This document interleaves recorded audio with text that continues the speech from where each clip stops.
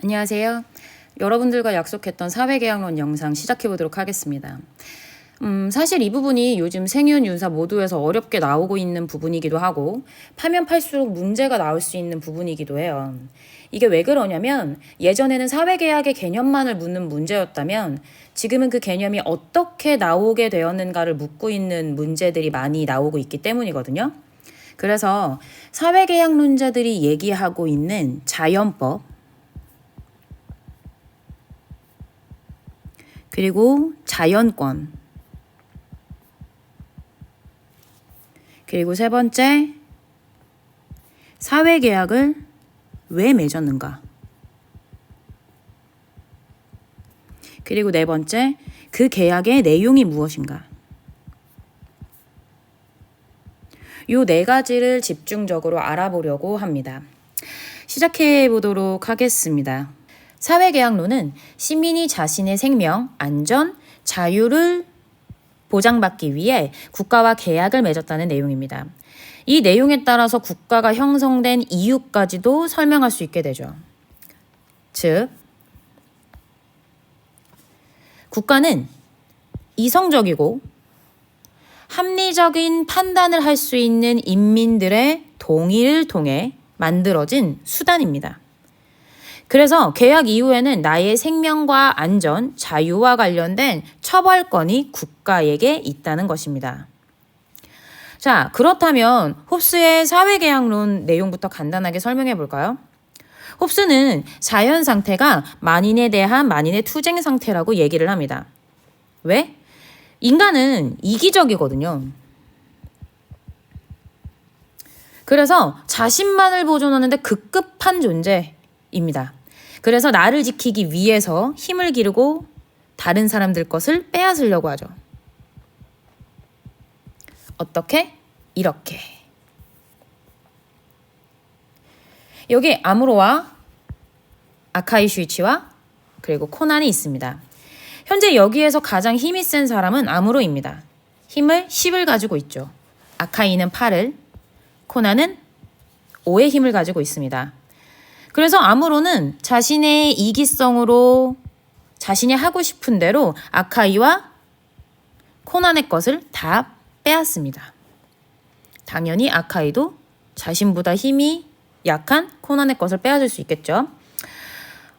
계속 그렇게 빼앗기다가 이후에 아카이는 더 이상 빼앗길 수 없다라고 생각을 하게 됩니다. 그래서 아카이는 헬스장에 등록해서 득근을 하게 돼요. 그래서 힘을 8이 아닌 12로 만들게 되죠. 어떻게 됐을까요? 당연히 자기보다 힘이 약한 아무로에게 복수를 했겠죠. 그리고 자신이 가진 힘으로 코난의 것을 계속 빼앗게 됩니다. 그러면 코난은 당하고만 있을까요? 아니겠죠.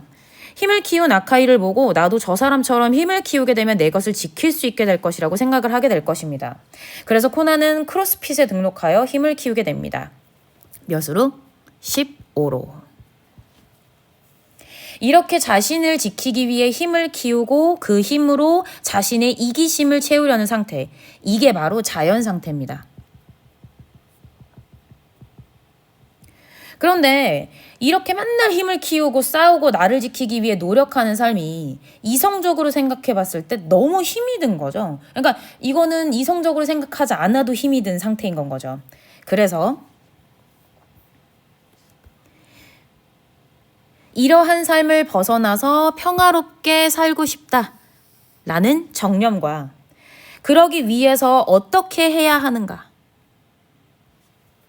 를 판단하는 이성을 통해 나를 지켜주는 절대적인 권력이 있으면 되겠다라고 생각을 하게 됩니다. 그것을 우리 똑똑한 아무로만 생각했을까요? 아니라는 거죠. 홉스는 생각합니다. 이기심을 지니고 있는 인간은 모두가 다 그렇게 생각할 것이고 이를 통해 사회계약이 가능하게 되다 라고 주장하게 됩니다. 자, 그러면 계약 형성 과정을 살펴볼까요? 맨 마지막 저의 최애가 가장 큰 힘을 가지고 있네요. 역시. 이 상황에서 모두는 내가 싸우지 않아도 나를 지킬 수 있게 해줄 국가와 계약을 맺고자 합니다.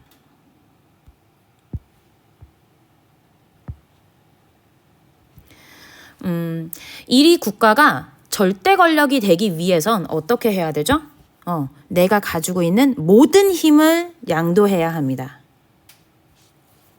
그래서 나의 힘을 다 0으로 만들어야 되는 거죠. 모든 힘은 국가에게. 절대 꼼수를 써서 1의 힘이라도 남겨두게 되면 국가는 절대 권력이라는 리바이어던이 될 수 없습니다. 자, 그래서 내가 가지고 있는 모든 힘을 국가에게 양도한다. 그래서 전부 양도서를 얘기할 수 있게 되죠. 그래서 국가는 절대 권력, 즉 주권자가 되게 됩니다. 군주가 주권을 가지고 있게 된다. 그러면 주권자는 무엇을 뜻하는 건가? 이렇게 생각할 수 있겠죠? 입법권, 어떠한 것이 정의가 될 수 있다라고 얘기하는 입법권, 그리고 그거에 대한 처벌권 등 정말로 모든 권리를 지니고 있는 주권자가 된다라고 생각을 하시면 돼요. 즉, 모든 힘은 주권자로서의 국가가 지니게 됩니다. 그게 군주겠죠.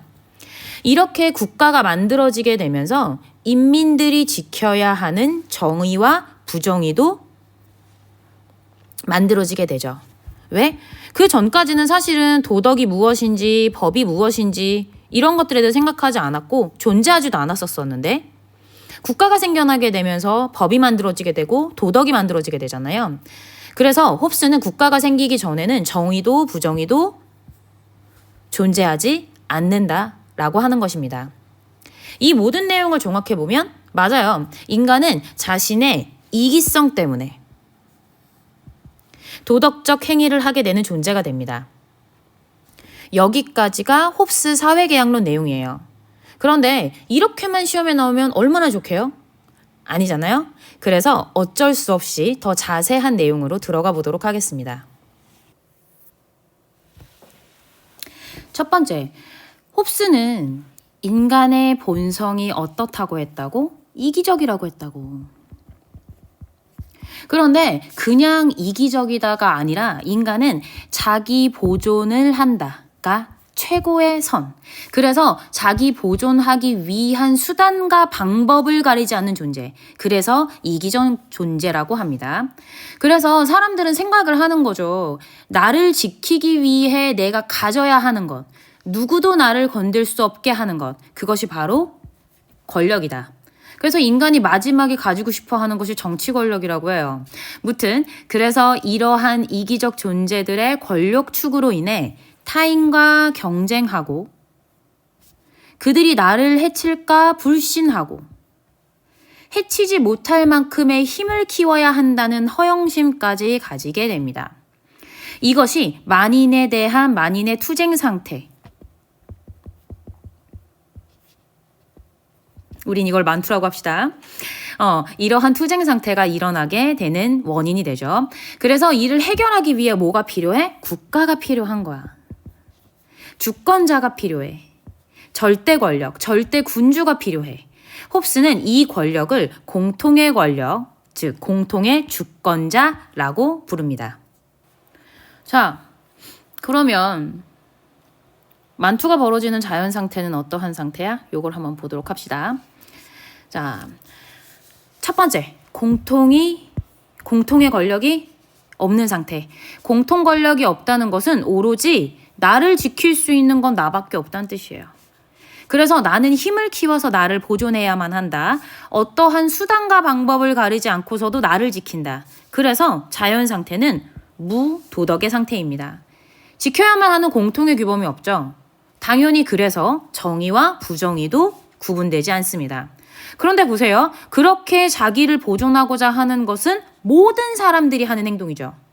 그렇게 자기를 보존하기 위해 자기 뜻대로 힘을 사용하는 무제한의 자유의 권리. 홉스는 그것을 자연권이라고 합니다. 무제한의 자유의 권리.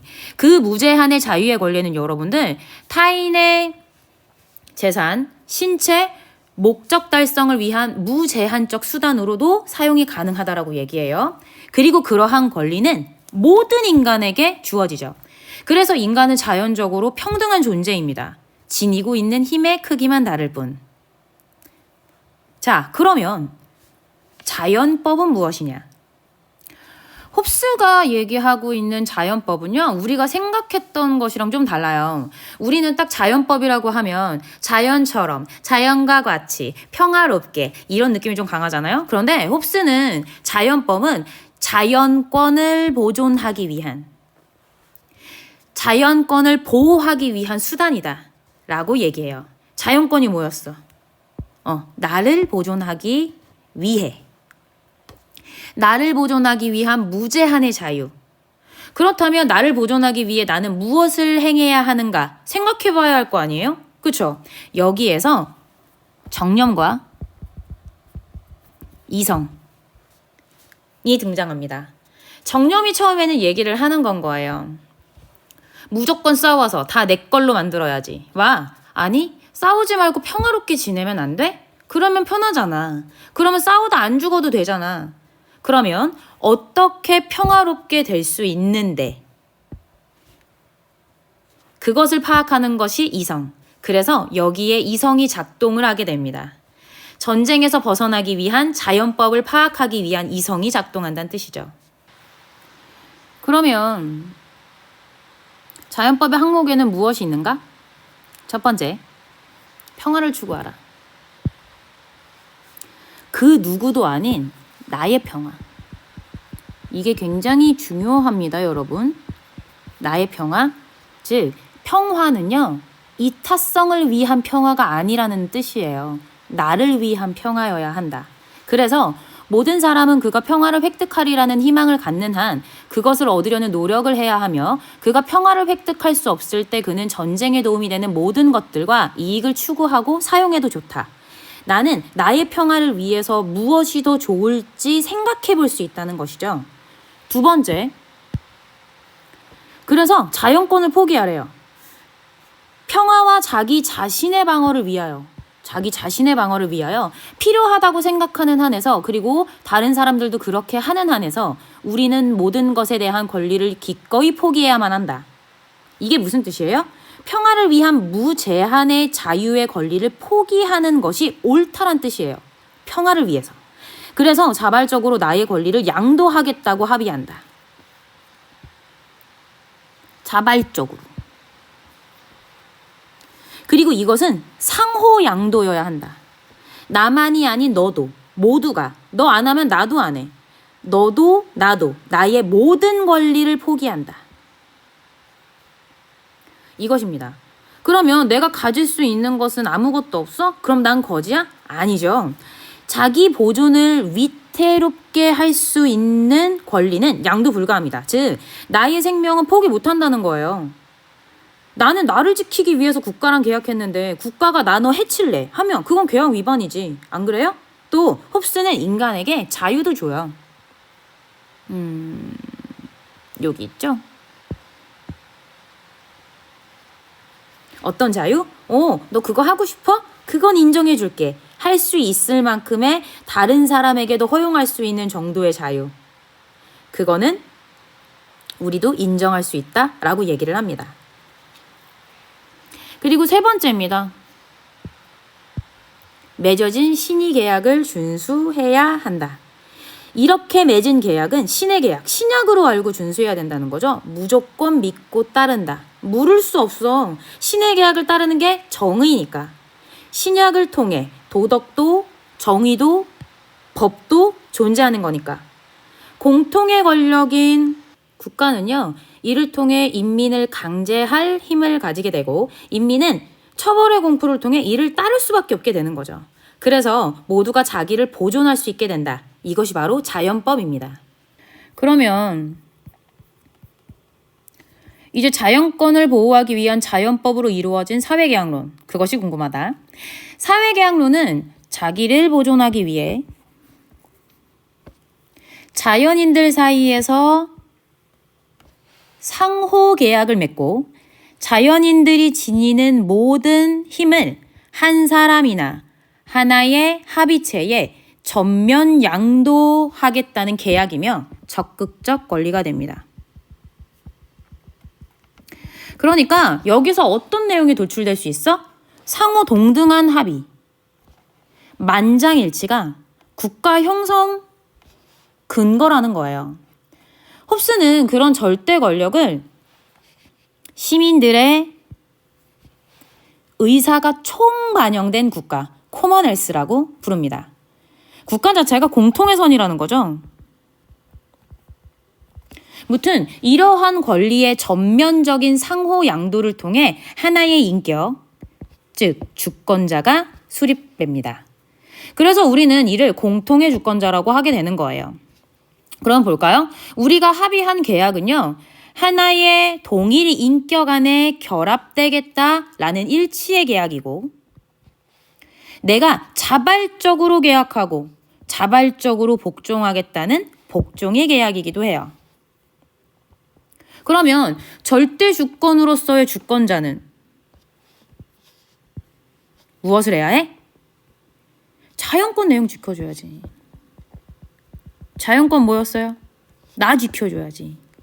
나 보존하게 해줘야지. 또한 사회에서의 도덕과 정의, 법 만들어서 그거 안 지키면 처벌해줘야지. 자연 상태에 있었을 때는 정의도 부정의도 없어서 내 거 다 뺏기고 그랬는데, 그리고 그러기 위해서 주권자는 국가의 최고 권위에 어떤 제약도 가해서는 안 되고, 주권자인 국가야말로 법의 원천으로서 법 위에 군림해야 한다. 강제력을 행사할 수 있다. 완전 멋지다 국가야. 나오죠? 이처럼 국가의 권위는 절대적이고, 이러한 절대성은 계약자들의 합리적인 합의에 의해서 나오게 됩니다. 그래서 마음대로 주권자의 주권을 박탈하거나 정부 형태를 바꾸거나 할 수 있어? 없어. 나는 주권자에게 권리를 전면 양도했어. 그러니까 주권자가 하는 행위를 비난하는 건, 즉 내 행위가 비난받는 거랑 똑같다는 거예요. 그럼 이건 어때? 절대 주권자가 자기가 받은 권리 중 몇 개를 타인에게 넘겨줘. 너 내가 좋아하는 사람이니까 너한테 요 정도의 권리 줄게. 이거 돼? 안 되지. 나는 하나의 합의체에게 권리를 양도한 건데 모든 사람들이 다 그 하나의 합의체에게 그걸 주권자 마음대로 타인에게 분할, 양도? 당연히 안 되지. 오직 주권자만이 인민의 자기 보존의 목적 수단에 대한 권리를 지닙니다. 그래서 규칙 제정도 주권자만이 할 수 있습니다. 그래서 정치 체제도 절대 군주정이 되어야 한다라고 얘기를 하죠.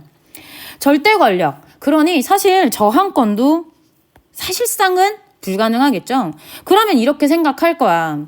절대 군주가 가질 수 있는 권리는 없어? 가질 수 없는 권리는 없어? 있어. 뭐야? 계약 위반하면 안 돼. 그리고 내 생명 보존권은 못 건드려. 무슨 뜻이에요? 아무리 주권자라도 자기 보존을 부정하는 명령은 내릴 수가 없다고. 이거는 복종하지 않아도 된다고.